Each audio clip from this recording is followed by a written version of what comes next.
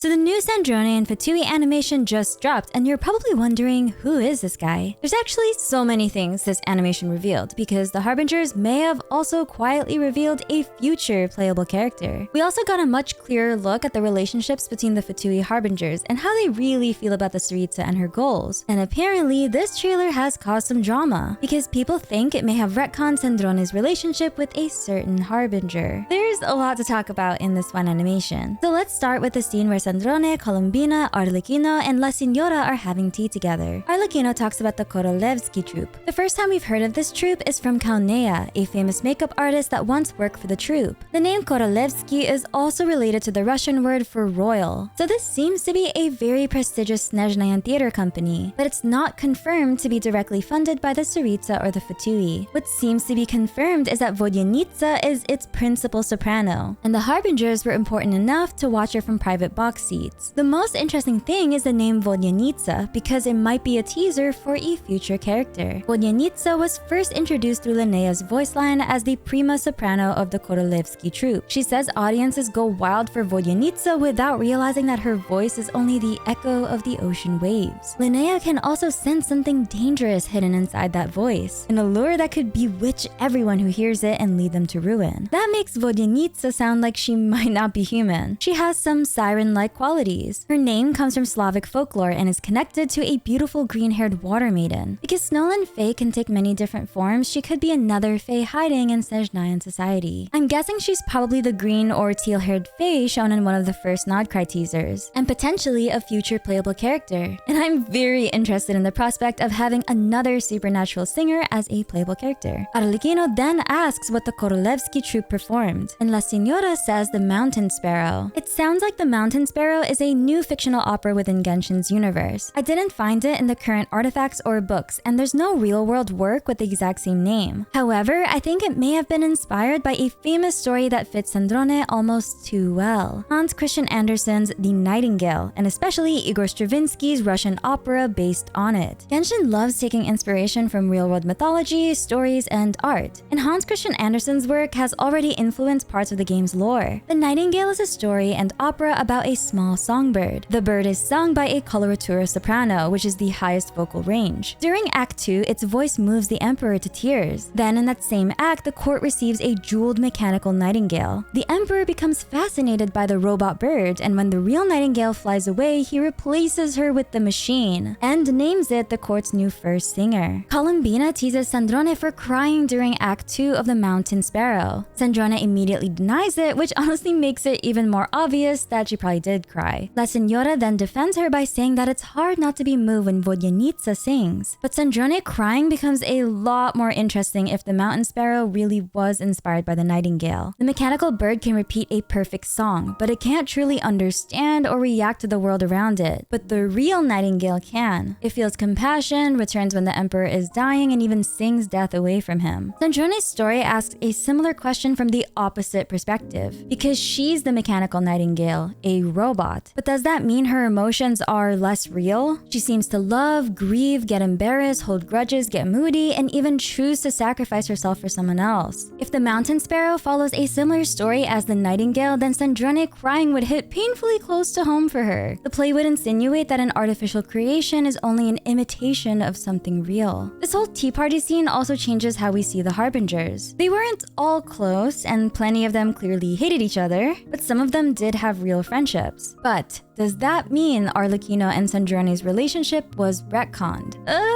I will say the new animation definitely makes them seem a lot closer than Arlecchino's old voice line implied. That's just my opinion, please don't kill me. In the animation, Colombina is the one to notice that Sandrone was upset and brought the others over to comfort her. But Arlecchino still willingly came along. When Sandrone says she didn't want to talk, Arlecchino suggested having tea instead, and she spends the rest of the evening in Sandrone's room. Sandrone even complains that they keep treating her room like their personal party venue, which makes it sound like this wasn't the first time they'd all hung out there. Then later, Arlecchino personally comes back to tell Sandrone that La Signora is dead. So, according to the animation, there was clearly some level of friendship and care between them. At the same time, I don't think the animation proves that Arlecchino and Sandrone were best friends in the sense that Colombina and Sandrone are portrayed as. But still, with this animation, Arlecchino's voice line line about Sandrone saying that she has little interest in her is kind of jarring, I agree. The rest of the line is mostly about Sandrone's research and how rarely she appears in public. So I guess you could twist it to say that Arlecchino means she doesn't pay much attention to Sandrone's work or interact with her very often. But the bluntness suggests she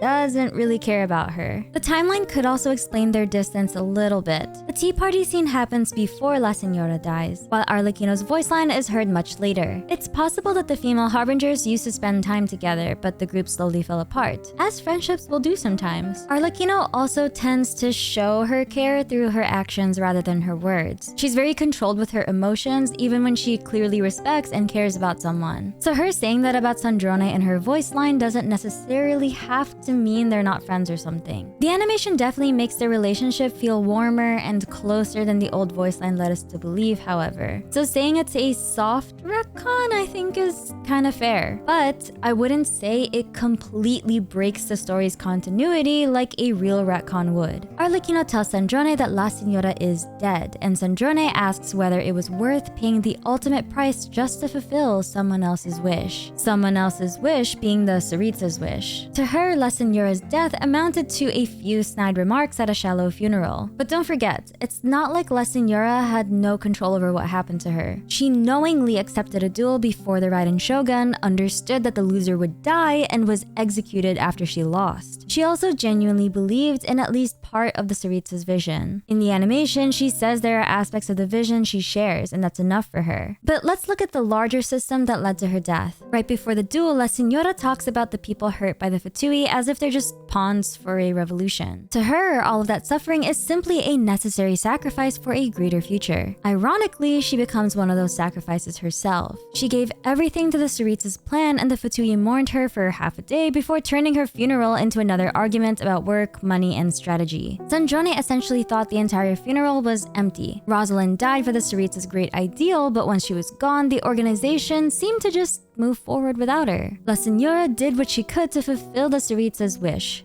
Someone else's wish. Whereas Sandrone's creator wanted the exact opposite for her. Alain Guillotin didn't want Sandrone to inherit his dream, finish his life's work, or exist as a replacement for someone he had lost. He wanted her to find a wish and purpose in life that belonged completely to her. So let's talk about who her creator, Alain, actually was. Alain Guillotin lived around 400 to 500 years ago. He and his younger sister Marianne were raised at the original Netzistenkreuz Institute, which also functioned as an orphanage. Their closest childhood friends were René de Petrichor and Jacob Ingold. When the Cataclysm reached Fontaine, the Institute's vice director, Basil Elton, left to fight Elenus and never returned. Before leaving, she asked the Marechaussee hunter Emmanuel Guillotin to care for Alain and Marianne. Emmanuel adopted them and gave them his surname. Emmanuel cared about them, but he struggled to show it, and Alain grew into a similar person, deeply attached to the people around him, but stiff, quiet, and terrible at expressing his emotions.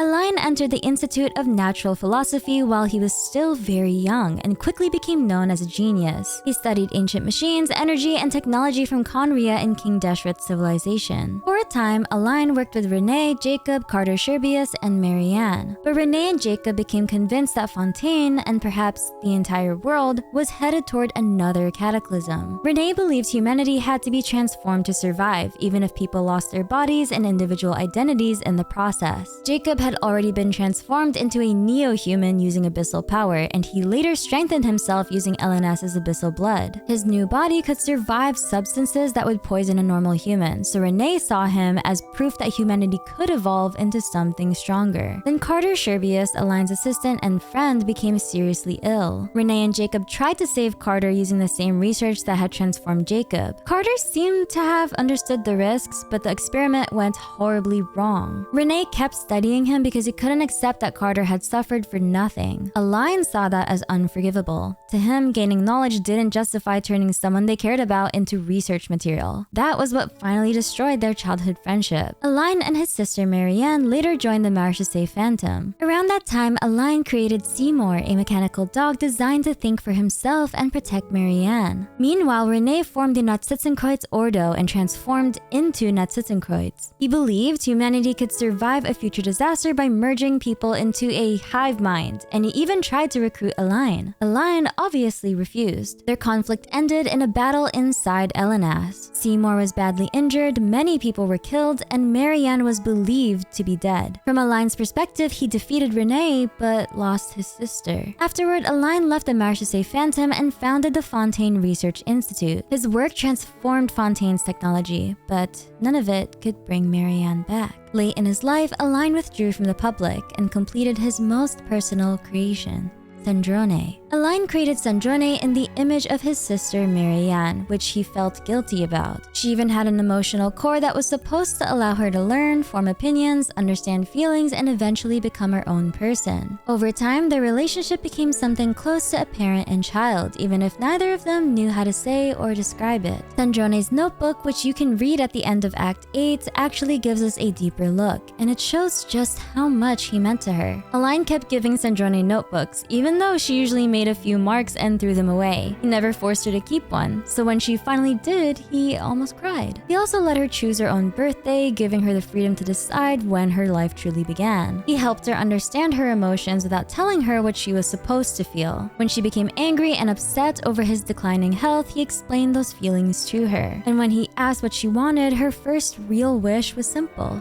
She wanted him to be healthy again. As Align grew weaker, Sandrone moved him around in his wheelchair and helped him complete Polonia, his final creation. Polonia was built to calculate the unknown, but unlike Sandrone, he didn't have an emotional core. He was Align's attempt to solve the same basic problem that had once consumed Renee. How could humanity prepare for an uncertain future? But by the end of his life, Align seemed to understand that some questions were simply too large for any one person or machine to solve. He told Sandrone that he had once dreamed of saving the world. When she asked whether she was supposed to fulfill his dream, Align firmly told her no. He didn't want her to carry his unfinished work, his grief, or his failures. He wanted her to travel, see the world, and discover what she wanted for herself. More than anything, he wanted her future to belong to her. Before he died, Align left Sandrone his savings, notebooks, and Polonia. He also asked her to destroy his manuscript so his research couldn't be stolen or misused. She obeyed, but only after reading every single page. She couldn't bear to let his life's work disappear just like that. At his funeral, Sandrone complained about the rain and the inconvenience of holding an umbrella, but she stayed beside his grave until midnight,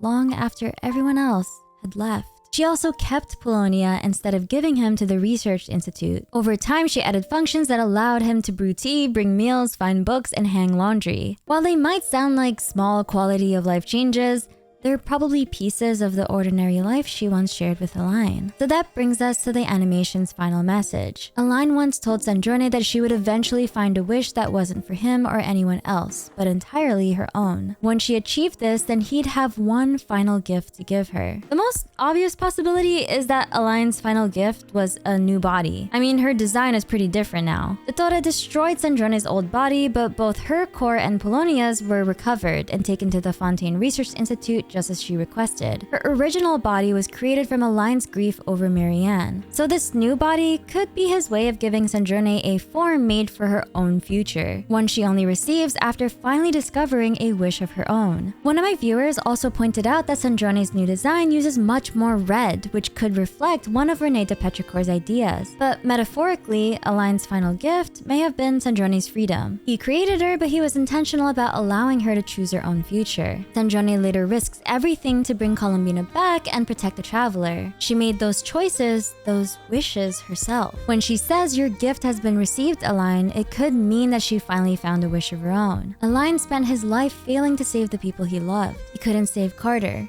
Couldn't save Marianne, but he did create a new life, and his greatest act of love was making sure that life had the freedom to choose its own future. I think it's really sweet that before sacrificing herself, Sandrone helped fulfill the dream Align never got to finish, saving the world. She created the world formula by combining Renee's research, Align's unfinished procedure, her own work, and help from several others. So in the end, Align's research really did become part of what saved the world in the Nodcry Archon quest. While I was editing this video, the official Genshin Impact YouTube channel actually re-uploaded the Sandrone animation because of an audio issue. In the original version, Align says this.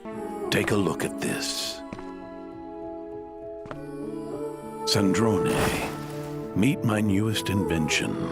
But Sandrone only joined the Fatui after Aline died, so he shouldn't have known the Harbinger name she would later use. That suggests her original name may have been something else, possibly even Marionette, as a play on Mary and Et. Sandrone may have been born from Aline's grief, but she didn't die as Marianne's replacement or simply as Aline's creation. She died as herself, carrying out a choice that was completely her own. If you enjoyed this video, please leave a like and subscribe, and I'll see you on the next video. I'm your leafy lore keeper Minsleif, and I read the Genshin Impact lore so that you don't have to.